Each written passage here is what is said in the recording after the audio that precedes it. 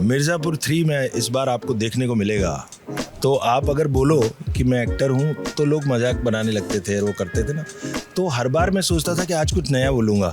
अब पूरे रास्ते वो करूँगा कि मैं एक पेट्रोलियम कंपनी में काम करता हूँ। जब एक्टिंग सीख रहे थे तो ऐसा होता था ना, दारू का सीन मतलब बच्चन साहब जैसा करना है ना, दुख का सीन मतलब दिलीप साहब जैसा करना है। 2 सीन 4 सीन मिलते थे, मना कर देता था, मुझे नहीं करना। तो 5 साल तो मैंने एक्टिंग ही नहीं की थी। छोड़ा थे आप? और मैं छोड़ाए थे वो गलियाँ। मैंने विदा कर हो गया था पहले ही मेरा। तो 2005-6 टाइप की बात है। लक्ष्य सारे सीन किए थे मैंने, ऋतिक रोशन के साथ थे मेरे, 4 सीन थे और एक भी सीन नहीं बचा मेरा उसमें। एक वक्त था जब वेनिटीज होती ही नहीं थी। ये बड़े बड़े स्टार सारे, राजेश खन्ना हो चाहे अमिताभ बच्चन हो, वो रोड पे ही कपड़ा लगा के कपड़े चेंज करते थे और एक ज़माना अलग आ गया। कान एक फ़िल्म फेस्टिवल होता है, नाम सुना होगा आपने, बहुत बहुत बड़ा, दुनिया का सबसे बड़ा फ़िल्म फेस्टिवल होता है। तो वहाँ पे आपकी फ़िल्म चली गई तो समझिए कि मौज आ जाती है। तो एक फ़िल्म है वहाँ पे चल चुकी है, अब वहाँ से चल के इंडिया में आई है, 28 जून को रिलीज़ हो रही है। नाम है कुकी। उसकी स्टार कास्ट, उसके प्रोड्यूसर हमारे साथ हैं, इनसे बातचीत करेंगे, जानेंगे क्या है फ़िल्म और कान में कैसा रिस्पांस रहा और अभी कैसा रिस्पांस मिल रहा है। ट्रेलर रिलीज़ हो गया, इसका टीज़र आया था आज ही ट्रेलर रिलीज़ हुआ अभी कुछ देर पहले। अगर मैं गलत नहीं हूँ तो। यस आज ही ट्रेलर रिलीज़ हुआ है। 11:30 को हमने ट्रेलर रिलीज़ कर दिया अभी। तो कैसा रिस्पांस रहा कान में? पहले तो कांस में हमको बहुत ही अच्छा अनुभव है, क्योंकि वहाँ पे हमारा फिल्म जब स्क्रीन हुआ तो सारे दुनिया भर के बहुत सारे जाने माने फिल्म क्रिटिक्स, जाने माने प्रोड्यूसर्स, डायरेक्टर्स, एक्टर्स, उन लोगों ने देखा फिल्म। क्योंकि मर्चेडो फिल्म में हमारी फिल्म थी तो ये it was not for general public. So सारे फिल्म के साथ से जुड़े हुए लोगों ने देखा है, तो उन लोगों का अनुभव बहुत ही अच्छा है। फिल्म देखने के बाद उन लोगों ने बहुत ही पॉजिटिव फीडबैक दिया है। सबने एक साथ एक ही बात बोला है कि जो सब्जेक्ट मैटर है हमारे फिल्म का, कुकी का, तो ये सब्जेक्ट मैटर है जो यूनिवर्सल है। तो कितना पैसा लगता है फिल्म दिखाने वहाँ कान में? मुझे तो 1 पैसा नहीं लगा। अच्छा। हाँ, वो उसमें नहीं लगा। हमने सबमिट किया था और मैंने प्रोड्यूसर के हिसाब से मैंने सबमिट नहीं किया। मेरा डिस्ट्रीब्यूटर जो है मुंबई के, तो डिस्ट्रीब्यूटर साहब ने सबमिट किया था। तो उन डिस्ट्रीब्यूटर लोगों का मतलब उन लोगों का वो अलग से ही एरिया होता है, उन लोगों का है एफिलिएटेड डिस्ट्रीब्यूटर जो लोग हैं, तो इसलिए उन्होंने सबमिट किया। तो सबमिशन के बाद सिलेक्शन होता है। कोई भी फिल्म आप नहीं दिखा सकते हो उसमें, तो उन लोगों का सिलेक्शन कमेटी होती है। तो सिलेक्शन कमेटी सब्जेक्ट मैटर देखता है, फिल्म का कैसा मेकिंग है वो भी देखते हैं। तो वो देख के वो लोग सिलेक्ट करते हैं किस किस फिल्म को स्क्रीनिंग दिया जाए। तो मेरे फिल्म को फॉर्चुनेटली स्क्रीनिंग मिल गई थी वहाँ पे। तो पहले एच हॉल में हमारा फिल्म स्क्रीन हुआ था, तो बहुत सारे लोगों ने देखा और सराहा। तो ये खुशी की बात है मेरे लिए। रितिशा, आपके लिए कितनी खुशी की बात है ये कि इस मतलब छोटी उम्र ही कहूँगा मैं तो मतलब मैं एक वैसी बात है ना, मुझे यहाँ पे सब कहते हैं कि बहुत छोटे हो तुम तुम्हें देख के लग रहा है कोई तो है कि जो छोटा है मुझसे तो अभी क्या एक्सपीरियंस रहा आपका कान में और इस फिल्म को करने का? चूँकि ये एक रेप विक्टिम की कहानी है और उस रोल को निभाना वो कैसा था? थोड़ा सा वैसा होता ना कि मेंटली, जैसे होता ना कोई रोल आप कर रहे हैं, नॉर्मली कर लिया, थोड़ा इंटरलाइज करना किसी रोल से निकलना फिर उसके बाद थोड़ा सा टफ होता है। तो कैसा था वो प्रोसेस? पहले तो हम लोगों को कैन फिल्म फेस्टिवल में जाने का जो अपॉर्चुनिटी मिला, इट वाज एक्साइटिंग और बहुत नर्वस भी थी मैं, क्योंकि उधर मुझे रेड कार्पेट के में वॉक करने का चांस भी मिला, जो आई मीन मेरे लिए 18 इयर्स में बहुत बड़ी चीज़ है। एंड पर उससे भी ज़्यादा I think the audiences reaction, वो मुझे सबसे अच्छा लगा, क्योंकि स्क्रीनिंग होने के बाद मैं तो बोल रही थी कि अब तो सब लोग चले जाएंगे, हो गया मूवी, क्या अच्छा लगा बुरा लगा क्या होगा, पर क्रेडिट्स भी रोल हो रही थी और कोई उठ के जा नहीं रहा था। So I was even more nervous कि क्यों उठ के जा नहीं रहे वो लोग कुछ बुरा बोलने के लिए वेट कर रहे हैं क्या। और तब मैं ऐसे मैंने पीछे मुड़ के देखा and I saw a lot of audience crying. तब मुझे बहुत एक इमोशनल एक्सपीरियंस वो मुझे उधर फील हुआ। एंड तब पता चला कि मूवी में कुछ तो है जो इम्पैक्ट कर रही है ऑडियंस को। क्योंकि जब मूवी की शूटिंग चल रही थी तब जो कैरेक्टर है कुकी की कैरेक्टर वो टफ़ थी मेरे लिए, क्योंकि मेरी डेब्यू फिल्म है और it was a little traumatising, क्योंकि फॉर्चुनेटली जो कुछ कुकी के साथ हुआ है वो मेरे साथ कभी नहीं हुआ है। So to play a character like this it was traumatising. और इसमें कुछ रियल लाइफ के भी रेशे हैं क्या, मतलब रियल लाइफ से कुछ कहानी उठाई गई क्या?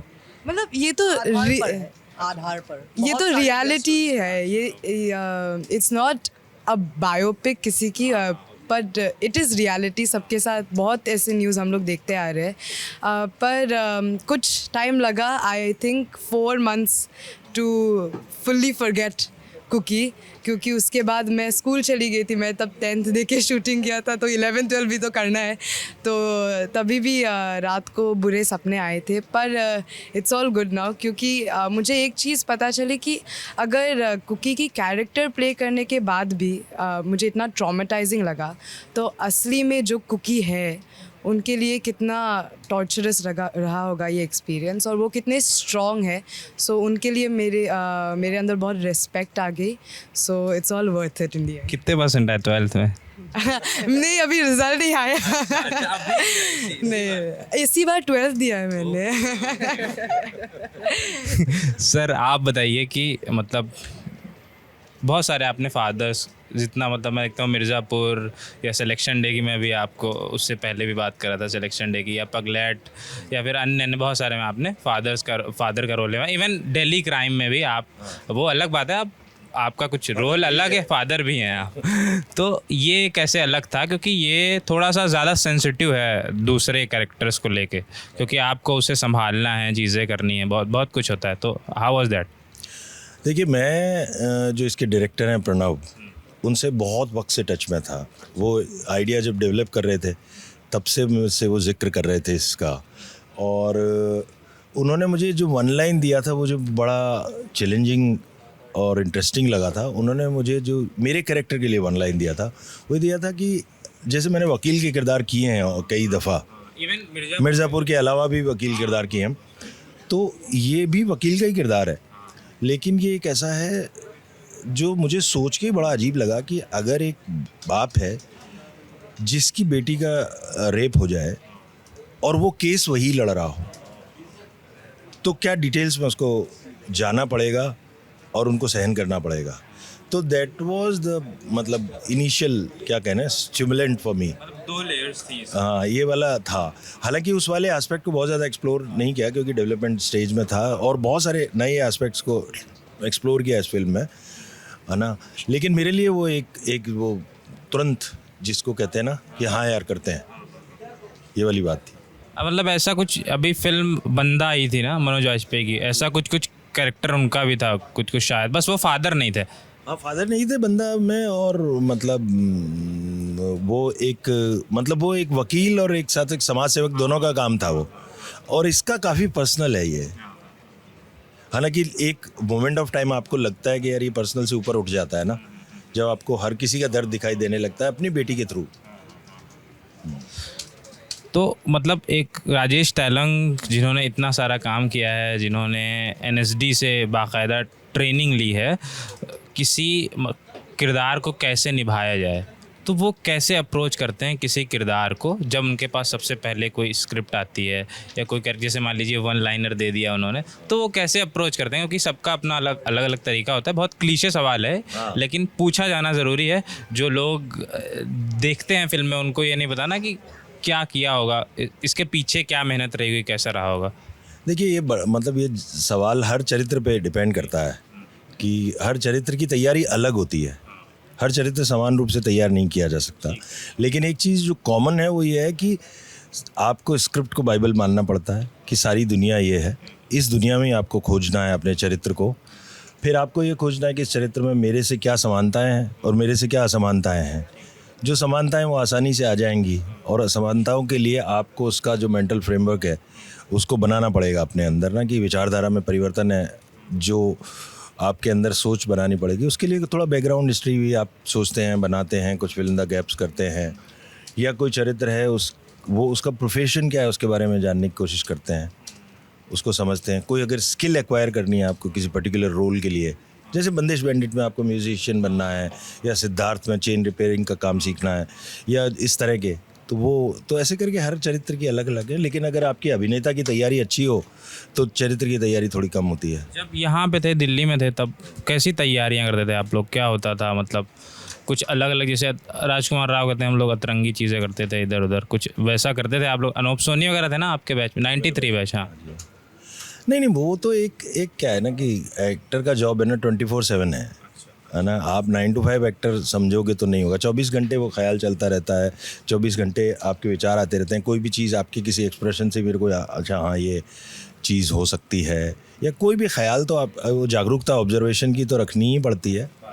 हंसी मजाक में बहुत सारी चीज़ें करते थे कि आप किसी दुकान में गए और आपने ये करना शुरू किया कि मैं चलो इसको कन्विंस करता हूँ कि मेरे पास काम नहीं है, मुझे नौकरी पे रख लो, है ना। तो ये इस तरह की एक्सरसाइजेज कभी कभी मैं, जैसे पहले ट्रेन में बहुत आया जाया करता था बॉम्बे से दिल्ली ना, स्ट्रगल के दौरान पश्चिम एक्सप्रेस से 3rd क्लास स्लीपर में, तो उसमें हमेशा कोई भी आपके बोलने, ना तो आप एक्टर बने हो ना आपकी बोलने की हिम्मत होती है कि आप एक्टर हो, तो आप अगर बोलो कि मैं एक्टर हूँ तो लोग मजाक बनाने लगते थे और वो करते थे ना।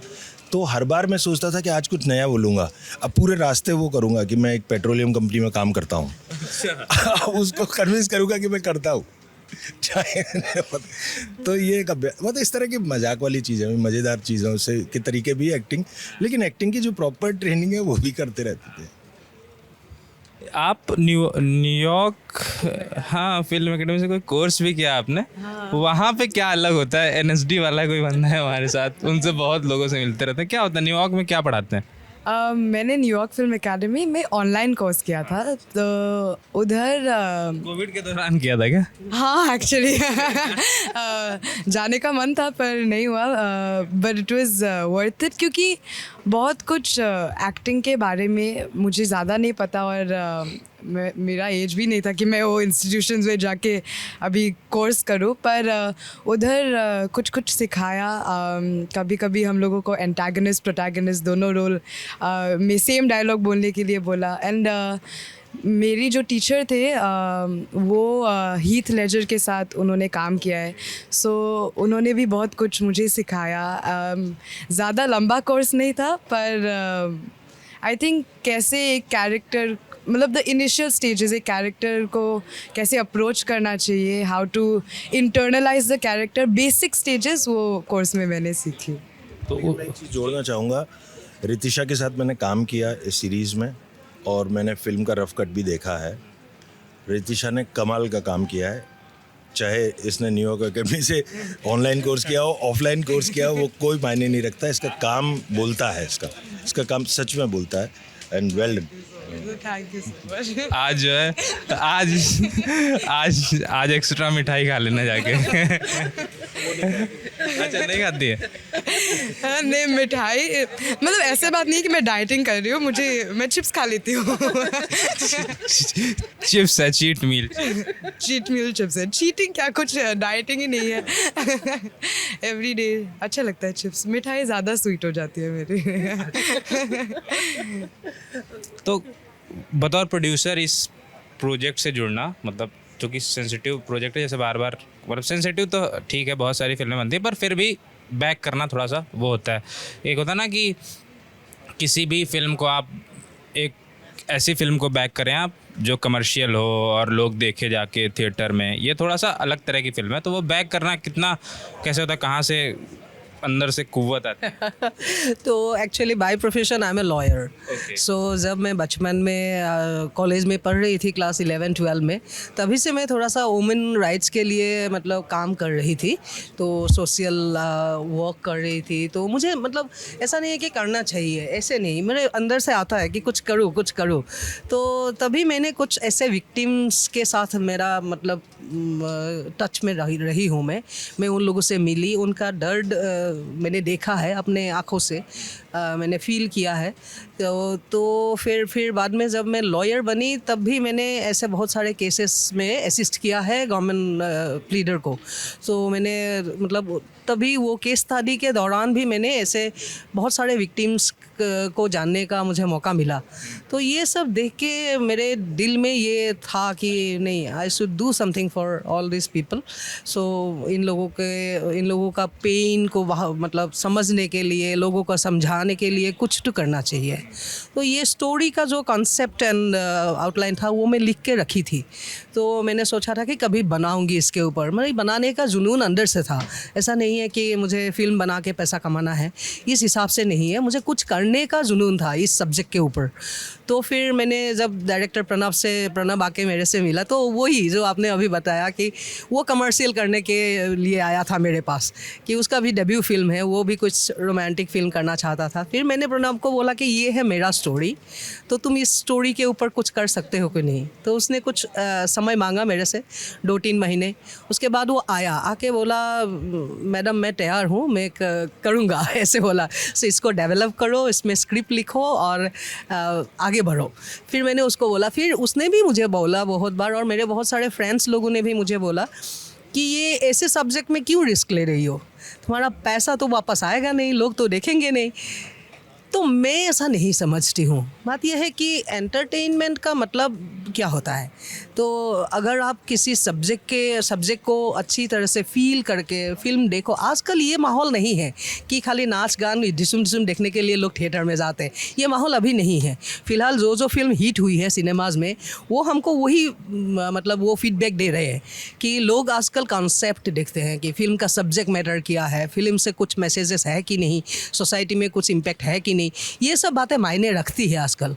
और मैं बोलती हूँ कि film is a very strongest media है ना, सबसे स्ट्रॉन्गेस्ट मीडिया है। वो आपको दिलो दिमाग में असर करती है एक फ़िल्म। तो इसलिए फ़िल्म का भी कुछ रिस्पॉन्सिबिलिटी बनता है कि हम मतलब कुछ सोसाइटी के लिए कुछ रिस्पॉन्सिबल काम करें फ़िल्म के ज़रिए।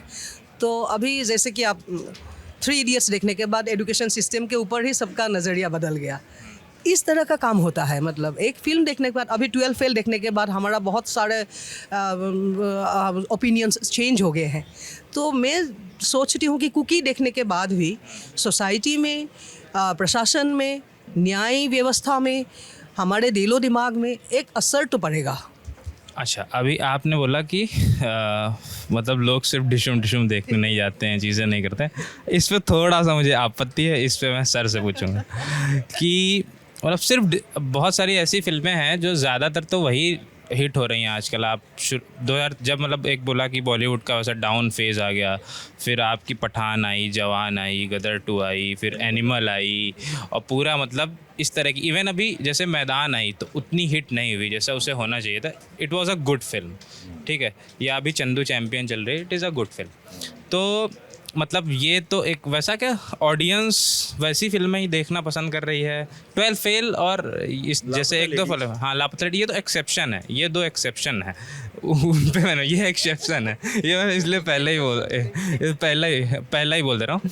तो क्या ऑडियंस ज़्यादातर ऐसी फिल्में ही देखना पसंद करेगी? OTT के आने की वजह से ज़्यादा ऐसा हो गया क्या? नहीं, बीच में देखिए जो फिल्मों का जो क्या थिएटर में हश्र हुआ, वो मेरे ख्याल से OTT की ये कोविड के दौरान जो आदत हो गई, बाहर निकलते हुए लोग डर रहे थे, उससे हुआ। लेकिन अभी मुझे ये समझ में आता है कि ये दोनों ही एग्जिस्ट करेंगे। ऐसा नहीं कि OTT और सिनेमा को कोई झगड़ा हो, ये अपना स्पेस बना लेंगे। खंगाल की जगह बन गई है, धीरे धीरे खंगाल लिया है और थोड़ी अलग जगह बन गई है ना। और फिल्मों में भी अलग अलग जगह है कि मुझे लगता है फिल्म में बड़ा भव्य देखने की इच्छा होती है ना। आप बड़े स्क्रीन में जाते हैं तो भव्य भी चल रहा है, जैसे कि पठान वगैरह फिल्में, अभी जैसे ये छोटी फिल्में भी चल रही हैं। अभी जैसे ये फाइटर आई या फिर बड़े मियाँ छोटे मियाँ, ये नहीं चली। हाँ, तो वो तो अच्छा कंटेंट होगा जो चलेगा। चाहे आप मतलब जिसको एस्केपिस्ट सिनेमा बोलते हैं, उसमें भी आप एस्केप तो करवाओ हमको यार। अगर एस्केप नहीं कराओगे तो कौन देखेगा? इधर हाल फिलहाल में होने को राजी है लोग। इधर हाल फिलहाल में कौन सी फिल्में देखी आपने? मतलब लापता लेडीज देखी, 12 फेल देखी, 2 ही फिल्में देखी। बहुत सेफ खेल रहे हैं आप। सीरियसली नहीं देखी मैंने। अच्छा, कोई फिल्म नहीं देखते आप थिएटर जाके? बहुत कम देखता हूँ अच्छा। फिल्में, और इवन टेलीविज़न, ये टीवी तो बिल्कुल ही नहीं देखता। और OTT का भी बहुत कम काम देखता हूँ। अपने भी खाली खुद के सीन्स देख लेता हूँ ताकि कोई पूछे तो बता पाऊँ। तो मिर्ज़ापुर वगैरह देखिए ज़्यादातर फिक्शन देखना पसंद नहीं करता, कम करता हूँ। मैं ज़्यादा डॉक्यूमेंट्रीज देखता हूँ और बाकी चीज़ें देखता हूँ, क्योंकि मुझे लगता है कि लाइफ मेरी एक्टिंग में के जो रेफरेंसेस है ना, वो लाइफ से आए हैं, ना कि आर्ट से आए हैं। अदरवाइज ज़्यादा देखने पे होता है, अरे मतलब जैसे शुरुआत में हम लोग जब एक्टिंग सीख रहे थे तो ऐसा होता था ना, दारू का सीन मतलब बच्चन साहब जैसा करना है ना, दुख का सीन मतलब दिलीप साहब जैसा करना है, अपने दुख जैसा नहीं करना। और मैं इंटरेस्टिंग बात बोल रहे हैं आप कि जो मेरा वो एक्टिंग है वो आर्ट से नहीं, वो उससे लाइफ से आए। बहुत इंटरेस्टिंग चीज़ है ये। तो रेफरेंसेस क्या है कि जब मैं कम देखता हूँ सिनेमा, बहुत ही ज़रूरी फिल्में देखता हूँ, ज़रूरी काम देखता हूँ, तो होता क्या है ना कि मेरे जहन में ज़्यादातर वो रहता नहीं कि आपका reference, your art should not be a reference from any other art ना, इट शुड बी, मतलब life should be your reference for art. और लाइफ तो सबकी अलग अलग होती जिंदगी को देखने पे होता है, तो कोशिश ये रहती कि मतलब कोई भी चरित्र है तो उसका सुख दुख मुझ में दिखाई देता है, या मेरे पास पड़ोस में दिखाई देता है, या मेरे चाचा ताऊ में दिखाई देता है, तो उनको पकड़ने की कोशिश करता हूँ, ना कि किसी ग्रेट एक्टर को।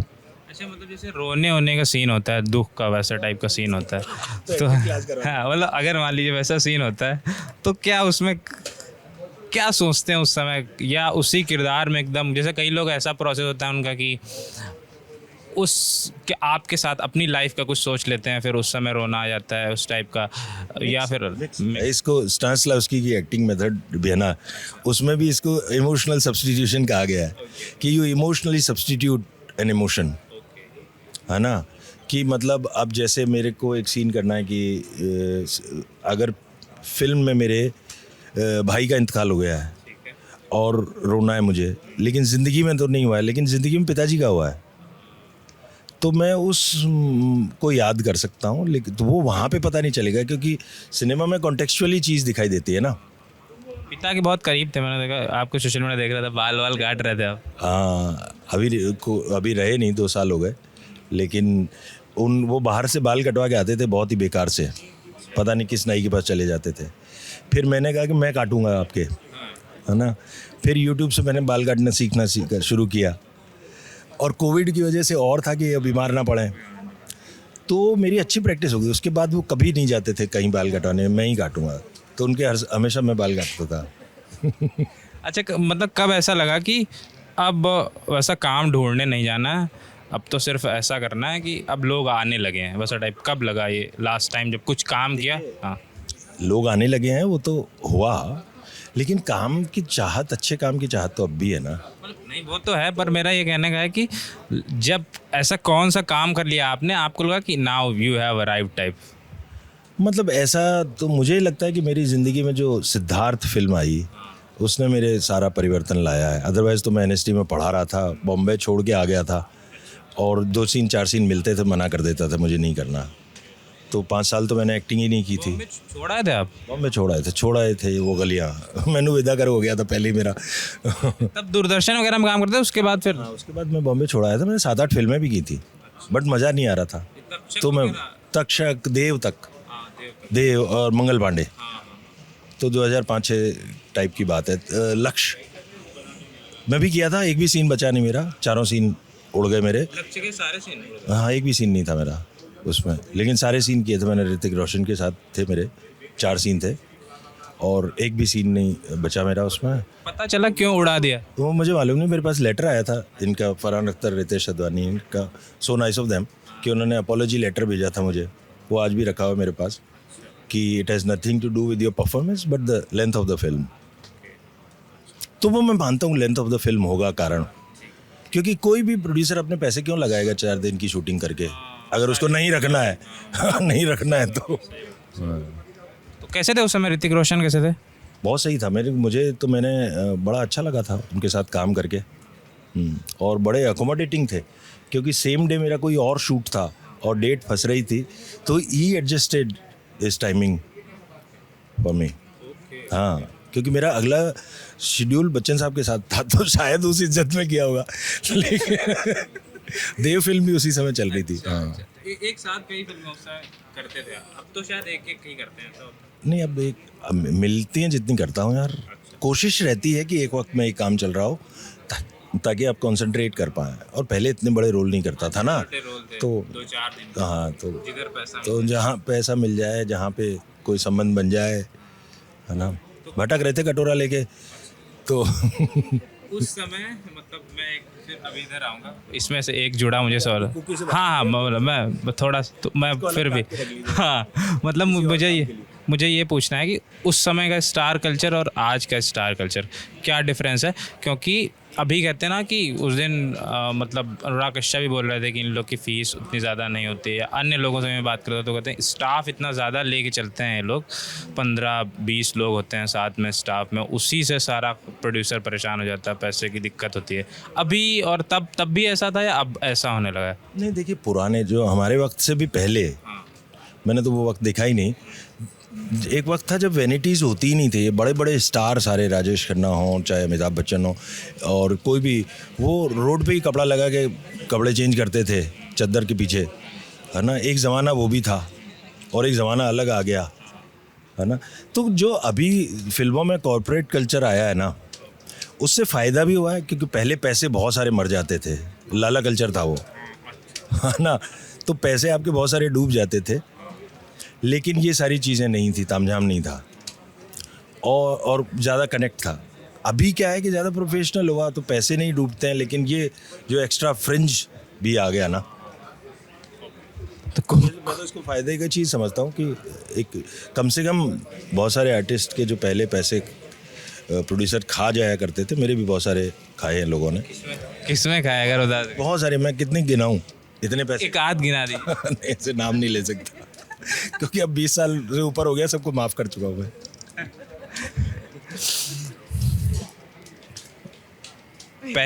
जैसे अभी पैसे की बात कर रहे थे सर, तो जब फिल्म करने जाते हैं तो ये जैसे कुकी जैसे फिल्म की, इसका ऑडिशन दिया, कैसा रहा? ऑडिशन दिया था, कितने ऑडिशन में कितना राउंड हुआ, कैसा रहा? या फिर सीधे सेलेक्ट हो गए थे? या पिछला कुछ काम देखा था जो आसमी है ना कुछ किया था, है ना, शॉर्ट फिल्म थी शायद, वो वेब सीरीज़ हाँ, इलीगल में थी ना, इलीगल में नहीं, उससे पहले भी किया है, एक शॉर्ट फिल्म थी जहाँ तक जो IMDb पे लिखा था, मतलब हो सकता है गलत भी लिखा, ओके हाँ।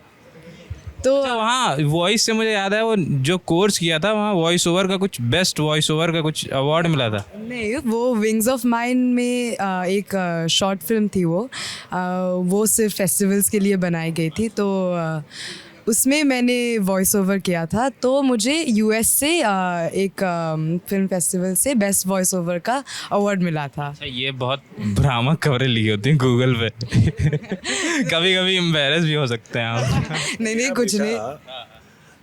ने गूगल में ये चेक कर लिया राजेश तिलक नेटवर्थ, ठीक है। अब वो मुझे बहुत कंजूस कहता है। अच्छा। क्योंकि उसके हिसाब से, गूगल के हिसाब से मिलियंस में है ना। कितना है पता नहीं, देख लीजिएगा आप, बहुत ज़्यादा मैं चाहता हूँ उतनी हो मेरी। हाँ, बेटे ने यकीन करना छोड़ दिया मैंने। कि कह रहे हैं पापा पैसे नहीं देते, इतने इनका करोड़ों रुपए हैं, लाखों में आप पैसे नहीं देते। हाँ, ये वाला है। नहीं, पर हाँ, वो एक्चुअली वॉइस ओवर में उधर मिला था। फिर इलीगल मैंने असम में एक वेब सीरीज़ की थी, उसमें मुझे हेयर शेव कर देना पड़ा। तो तब मैं आई थिंक 8th में थी, तो क्लास 8 में, तो मेरे इतने लंबे बाल थे तो मैंने सब टकलू बन गई मैं। घर वाले सब मान गए कि मतलब 8th में इतना डेडिकेशन था? 8th में मतलब ऐसे मन भी कर रहा था कि बाल काटी तो इतने सालों से लंबे होते आ रहे हैं, पर मैं रोई भी थी बहुत, क्योंकि खुद के बाल इतने टाइम अभी तक लंबे हो ही नहीं रहे। पर अच्छा लगा जब मैंने देखा सीन में, तब अच्छा लगा। और जो डायरेक्टर थे एंड द अदर एक्टर को प्रोड्यूसर, तो उन्होंने भी मुझे बहुत अच्छे से कन्विंस किया, इसलिए हो गया। पर हाँ, उस काम को देख के आई थिंक प्रणब सर जो हमारे डायरेक्टर है, उन्होंने उनको अच्छा लगा। उन्होंने अप्रोच किया, लकीली वेरी प्रिविलेज्ड मेरे लिए एक मोमेंट हो गया कि उन्होंने मुझे अप्रोच किया। एंड फर्स्ट तो मुझे करना नहीं था क्योंकि after I heard this story मुझे पता नहीं था कि if I will be able to do justice to the role, और अगर मैं नहीं कर सकती हूँ तो वो कुकी का जो मेन प्रेमिस है वही फ्लैटन हो जाता है। एंड मुझे जस्टिफाई करना था क्योंकि बहुत सेंसिटिव और इमोशनल इम्पॉर्टेंट कैरेक्टर है। अगर मैं अच्छे से नहीं कर पा रही हूँ तो वो सारी कुकी को मैं रिप्रेजेंट नहीं कर सकती, पर होपफुली अच्छा काम हुआ है। आई थिंक वो ऑडियंस बोलेगी अभी। पर वही इसलिए हम लुक टेस्ट हुआ विथ कुकी की कैरेक्टर के लिए, और कुछ एक महीने का आई थिंक वर्कशॉप भी हुआ। सो ऐसे ही मैंने प्रिपेयर किया है, बट वेरी ग्रेटफुल कि मुझे रोल ऐसे मिला। बट अभी देखते क्या होता है। अच्छा होगा जो होगा, बहुत बढ़िया होगा। आखिरी सवाल, फिर मैं भटक रहा हूँ लेकिन अब चूंकि राजेश सर हैं साथ में और उनसे यदि मैं नहीं पूछूंगा ये सवाल तो ऑडियंस मुझे कहेगी कि आपने ऐसा सवाल क्यों मिस कर दिया। मिर्ज़ापुर 3 5 जुलाई को आ रही है, तो क्या उसमें कुछ जो जितना बता सकें आप थोड़ा मोड़ा? देखो, कुछ भी बताने के लिए मैं वो क्या कहना, मुझे इसका अधिकार नहीं है। बट मिर्ज़ापुर 2 और मिर्ज़ापुर 1 वाला भौकाल होगा, स्वैग वही रहेगा। इतना मैं गारंटी ले सकता हूँ। अच्छा, 5 जुलाई के बाद फिर फ़ोन आने शुरू हो जाएंगे कि मतलब फ़ोन तो अभी आने के इंतज़ार में हर समय यही सवाल होता था। 5 जुलाई का जवाब दे दिया, तब कोई सवाल ही नहीं होने चाहिए। अब तो देखिए यार, नहीं बताना बेसिकली है कि सर बताना नहीं चाहते हैं बहुत कुछ। आप लोगों का ही वो स्पॉइल हो जाएगा सारा मज़ा, कोई फ़ायदा नहीं है। मतलब ना तो मुझे अधिकार है, ये होने वाला है मिर्ज़ापुर। कुछ ऐसे ना। मिर्ज़ापुर 3 में इस बार आपको देखने को मिलेगा ये डाल देना। चलिए ठीक है, ये डाल लेंगे। मिर्ज़ापुर 3 में इस बार देखने को मिलेगा ... पर उससे पहले 29 जून को जाइए, 28 जून को जाइए, कुकी देखिए जाके। आपको सिनेमाघर में कुछ नया देखने को मिल रहा है, कुछ अलग तरह का, कुछ सेंसिटिव देखने मतलब थोड़ा सा दिमाग लेके जाना पड़ेगा। वैसी फिल्म नहीं है कि कहते हैं कि ये फिल्म देख लो और दिमाग घर छोड़ के जाओ। इसमें दिमाग लेके जाइए और अपनी संवेदनाएं भी लेके जाइए। कुछ सीखेंगे, कुछ जानेंगे, कुछ जो समाज में हो रहा है वो भी समझ में आएगा। तो शुक्रिया, thank you so much sir, thank you.